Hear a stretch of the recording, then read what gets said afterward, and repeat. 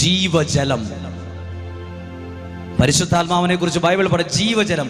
പരിശുദ്ധാത്മാവിനെയും വെള്ളത്തോട് ചേർത്ത് വെച്ചിട്ടുണ്ട് ബൈബിൾ. വെള്ളം. അപ്പൊ പ്രത്യേകത എന്താ? ഇത് സാധാരണ വെള്ളം ഒഴിച്ചപ്പോൾ ഉണ്ടായ അവസ്ഥയാണ് ഇത് ഇപ്പൊ പറഞ്ഞത്, ചെടി വെള്ളം ഒഴിച്ചപ്പോൾ. ഇനി ഞാൻ ഈ 6 വർഷം ധ്യാനം നടത്തിയപ്പം ഈ ചെടിച്ചട്ടിക്കകത്ത് വെള്ളം ഒഴിക്കാതെ വാടിപ്പോയ ചെടികളെ പോലെയുള്ള ജീവിതങ്ങളെ ചില സാഹചര്യത്തിൽ കണ്ടിട്ടുണ്ട്. എങ്ങനെ?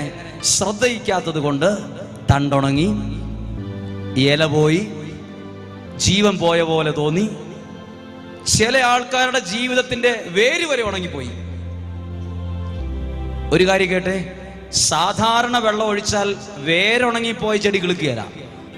എന്നാൽ പരിശുദ്ധാത്മാവാകുന്ന ജലത്തിൽ വേരുണങ്ങിപ്പോയ ഒരാളുടെ ജീവിതം നട്ടു നോക്കിക്കേ. തണ്ടുണങ്ങി മാത്രമല്ല, ഇല പോയ ജീവിതമല്ല, എന്റെ